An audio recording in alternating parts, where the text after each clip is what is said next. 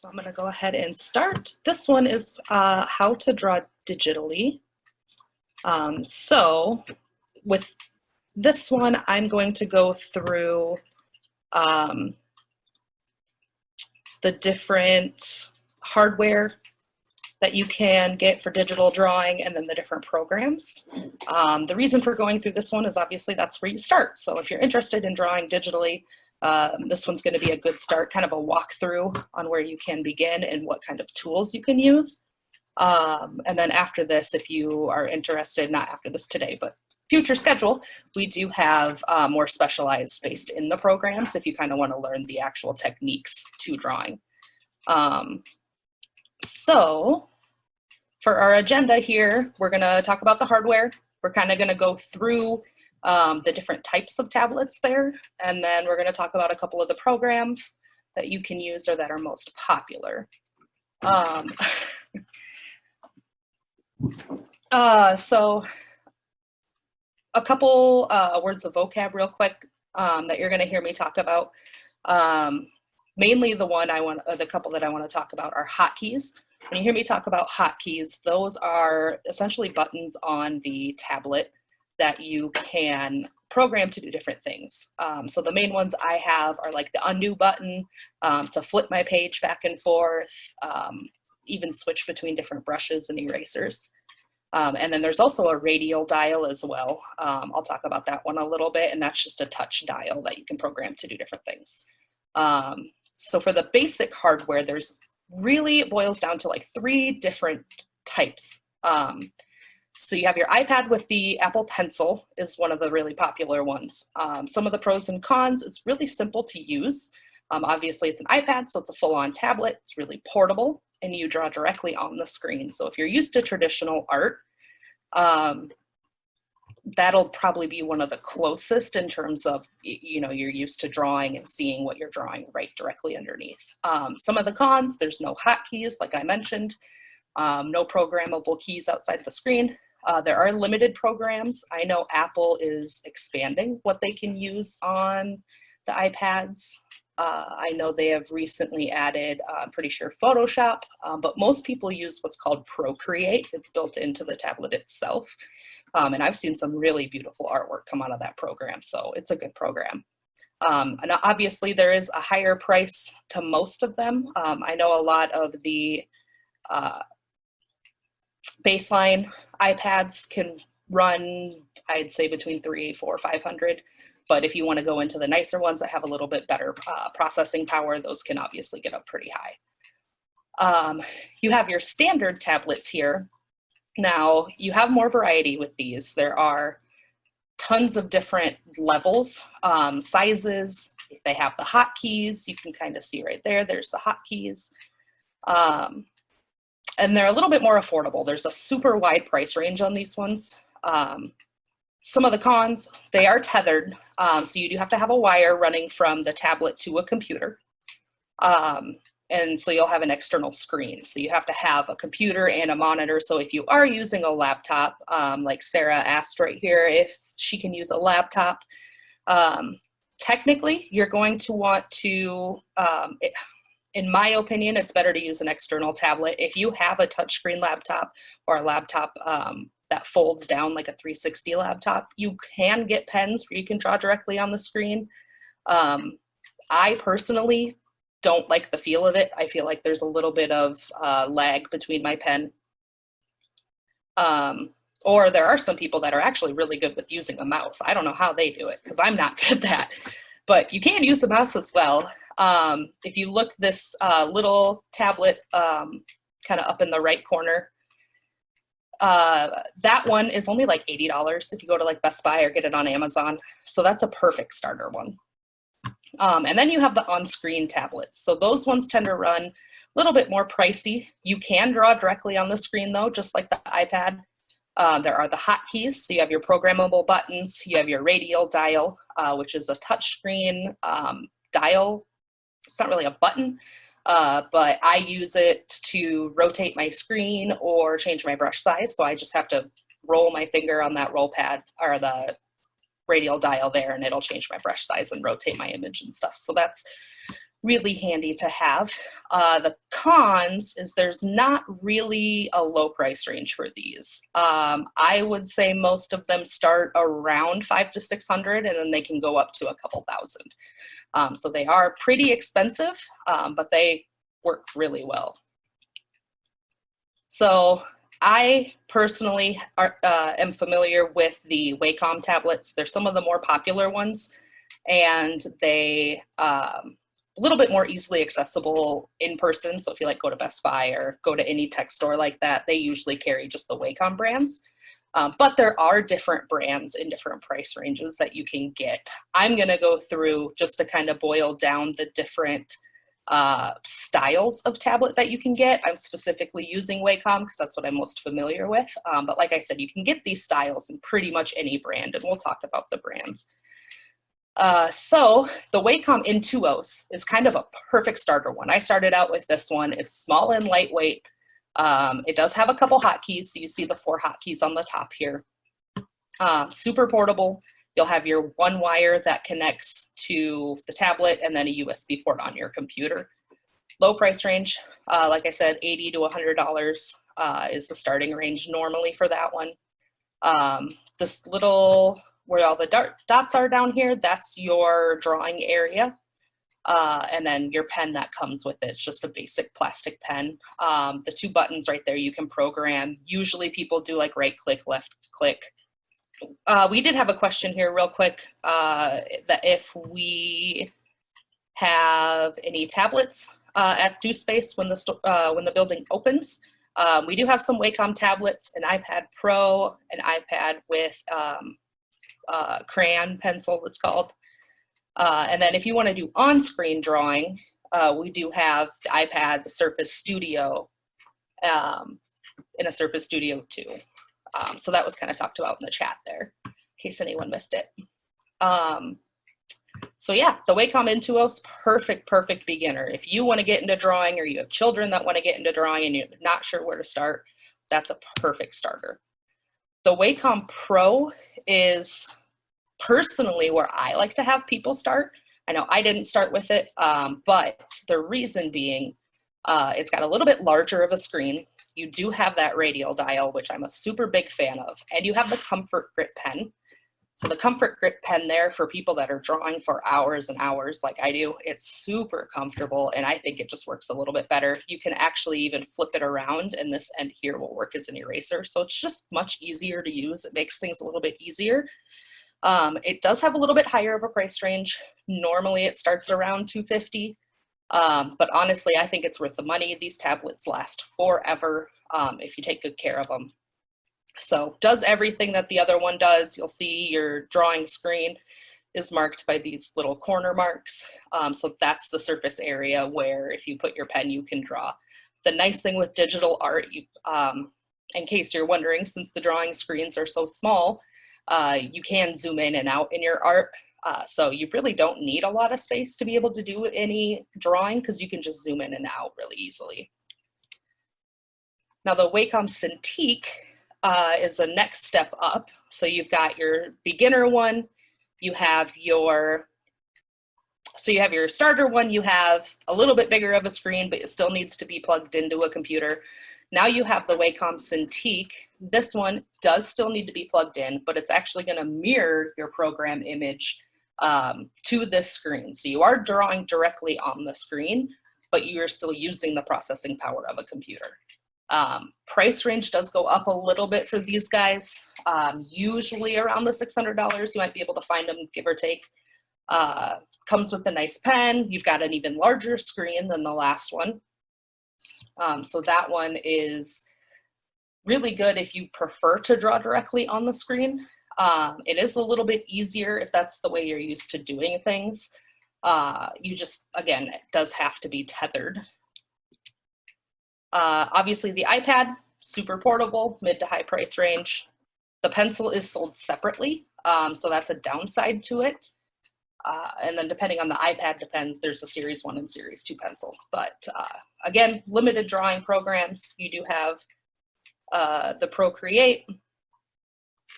The iPad, price-wise, we did have a question how much I think they're referring to the iPad costs. That one is, you can get it as low as, I'd say $320 last time I checked. And these are all Best Buy prices because those are the prices I know the best. And then, I mean, they go up to $1,100. It depends on the screen size, how much processing you would like in your device. So iPad, like I said, really good. A lot of people use the Procreate program. It's a beautiful painting program. And then,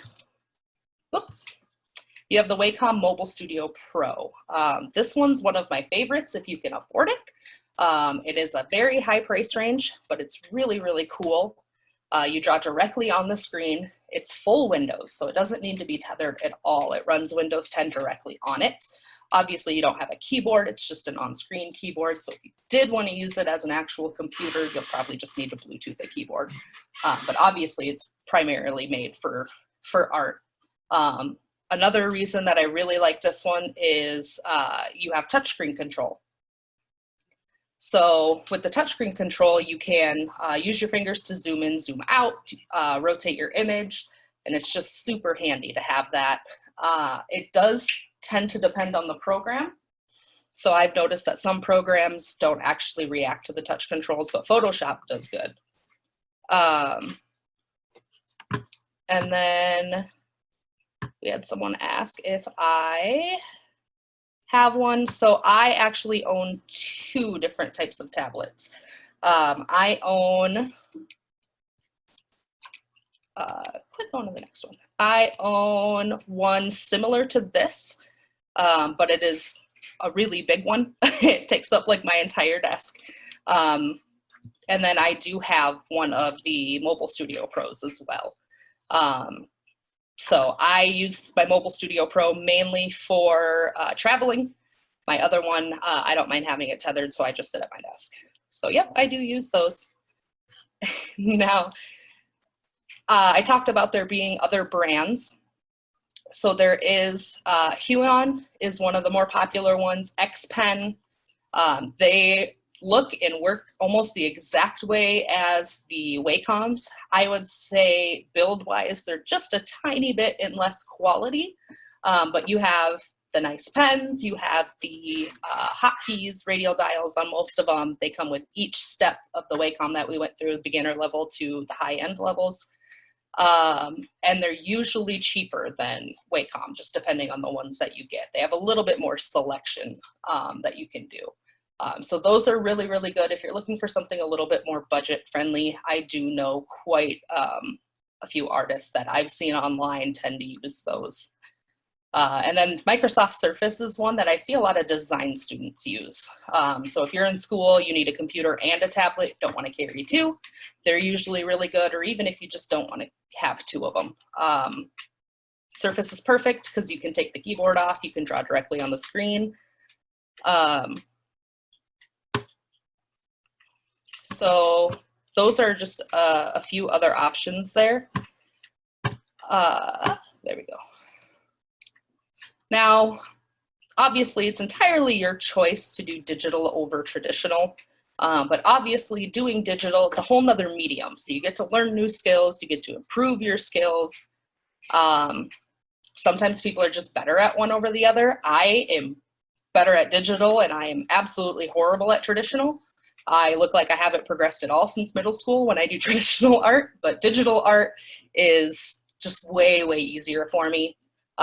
There's a lot more you can do, which makes it cheaper and less messy. So if you like to paint, you could do digital painting. You don't have to buy all the different paints. You don't have to buy all the different tools. And you're not making a huge mess. And you can still get pretty much the same painting style look. So I like to do digital. It's also a little bit easier to add effects. So you can add different effects depending on the program. If you want to add texture or patterns, you can do that digitally. I think it just makes the art process a lot easier and expands what you can really do. So Minsu had a question here, how would you do it since we're in quarantine? So whenever the building does open, you're more than welcome to come in and use ours. But until then, if you're interested in getting your own, that's kind of why I'm breaking this down, so you can kind of get an idea of where you want to start. Best Buy, I know for sure, is doing like curbside pickup type stuff. So you can order it online and then you just go in and pick it up. So it's still accessible to get them. Yeah, so the beginner one is an easy one to grab from Best Buy. So then we're gonna kind of go into the programs here. So Photoshop is probably the biggest, most popular one. It is starting about $21 a month. You have a large suite of programs. So instead of just Photoshop, you can also get some coding programs, 3D design programs. So there's actually quite a bit you can do. Price does vary depending on what you want, but if you want to explore a bunch of different mediums, you can definitely use those programs, photo editors, stuff like that. Designers as well as artists can use Photoshop. There are a lot of just a wide variety of people that use Photoshop. And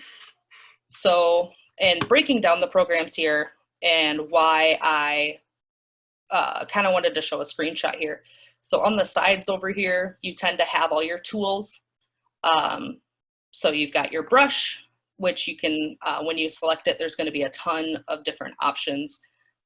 Erasers, gradients, smudge tools, if you want to blur, text, shapes. So you can kind of do a little bit of everything.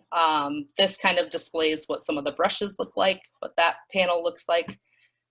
Layers. Layers are my best friend that you can't really do in traditional art, because if you mess up one layer, that's it. You kind of messed up the painting. Whereas on digital art, you can go through different layers and fix one and still have the rest of your image. The next program is Clip Paint Studio. This is one I just recently started exploring myself, and I actually really like it. It's $50 for a one-time purchase. It has a ton of templates for manga and comic creation. So if you like to make comic books and stuff, there are actually different textures and backgrounds and stuff that all are really popular in different mangas. Again, you have all your tools on the side, just like Photoshop. You've got your brushes right there. You can actually change the textures of the brushes and go through. You have your color right here. And again, you've got your layers here, a little preview of the image, which I like. You should always look at your art from a distance. Had a question here if you can buy a program outright. So Photoshop does do a monthly. Clip Paint Studio will do a one-time, so you can purchase it outright for $50. Use it as long as you want. And then there are a couple others I'm going to go over, and well, one other, and that's Paint Tool Sai. That one is the next one here. So Paint Tool Sai here, simple design. I think it's a little more simple to use than some of the other ones. Again, $50 one-time purchase. Not as many options or tools as the other two, but again, it's very good for beginners. It's very simple. So you do have the colors again. Your tools are actually right here, your brushes. So for that one, you'll actually go through and you can edit them, save different brushes, and you can do that on any of the other ones too. I just think it's really simple to do through Paint Tool Sai. You can see right there, I have a grass brush selected. So I just have to swipe my pen and then there's grass. Change your brush size, brush settings. You have your navigator panel, which my image doesn't like to show up all the time. And that's just something with mine. I haven't had that problem on any other computers. And then your layers. Again, layers are my best friend. You can see that I have up to 38 layers on this one. And then the last program is the Procreate. I have seen a couple different, I have not used Procreate myself. I don't have an iPad, But through the reviews and the drawing videos that I've seen people do on YouTube, it looks pretty similar to Photoshop, runs kind of the same way. You can see it's a pretty simple design option here. You got your paintbrush, eraser, layers, so you can go through everything. So you've got everything right there. Upload, copy, paste, rotate. So it's super simple to use. Again, you're going to draw directly on the screen with Procreate. So it does make it a little bit easier if you're used to that style. But other than that, Procreate's a pretty simple one. Tool Sai is the one that Tool Sai is the one that I use the most. But like I said, I've been experimenting with Clip Paint, and I really, really like that one. I've used Photoshop before, but for the $20 a month, I think it's a little bit more budget friendly to go through Tool Sai or Clip Paint Studio. So at that, I know it's kind of a short one, but that's pretty much the breakdown of the different tablets and then the different programs. Just kind of wanted to give you guys an idea of what it looks like if you want to get into drawing. So if you want to get in, there was some ideas on the different tablets and then the different programs that you can use. I know we posted some links in the chat right when it started where you can get the programs. So there were 3 links. There's Adobe, Clip Paint, and Tool Sai. Procreate, like I said, it's only on the iPad. Just had a question here. Is the art available with the normal Photoshop? You can draw with the normal Photoshop version. I don't know if that's what you were asking. So yeah. You can do art of, with the normal Photoshop version. So we have a couple minutes left. If anybody had any other questions, you can go ahead and just answer some questions.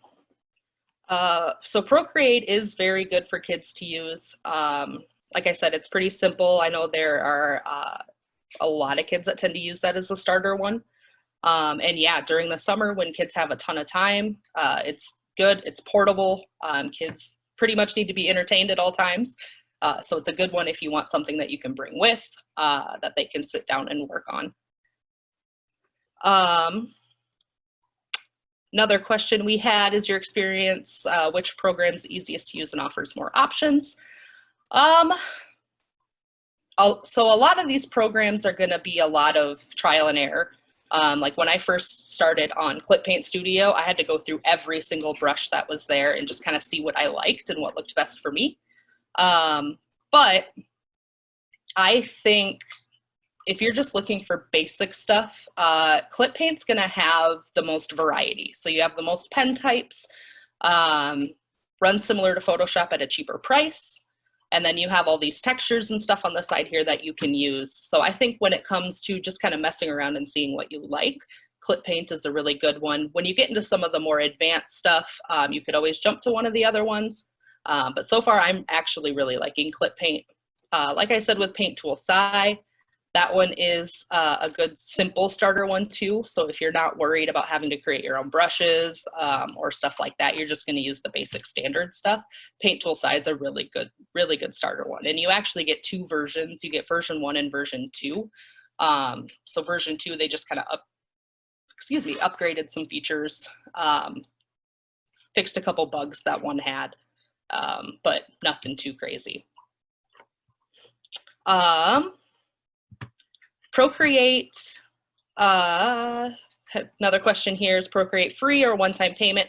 Procreate actually comes with the iPad. I believe you just download it from the store if it's not already on there. So yeah, it is completely free. And then another question, can you show how to draw?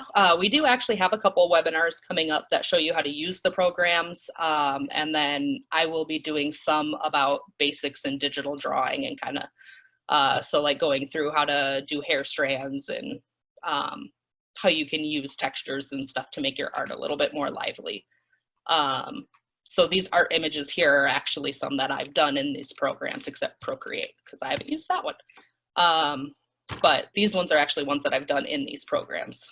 So you can kind of see the different effects and stuff that you can do. So yeah, if you ever tune in to a couple more of those other ones that we have scheduled, which you can find on our website, from there, we'll show you a couple different things here. And then I do see a question here. Is there any Procreate trainings at DoSpace?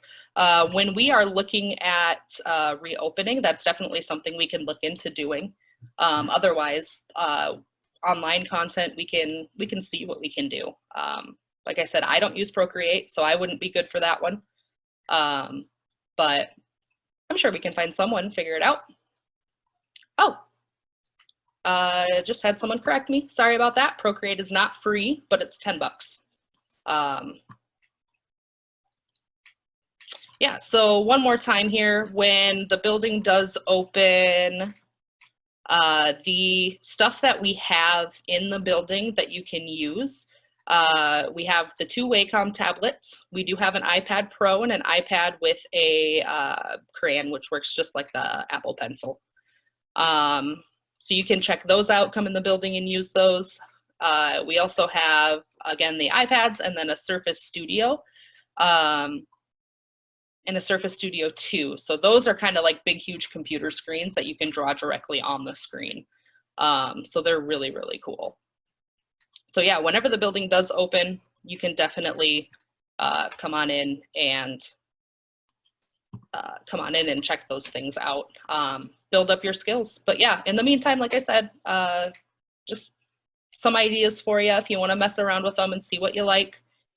But yeah, if there are no other questions, that's really all I had for you today. I know it's kind of a short one, but all right. Have a good one. Thank you so much for showing up, guys.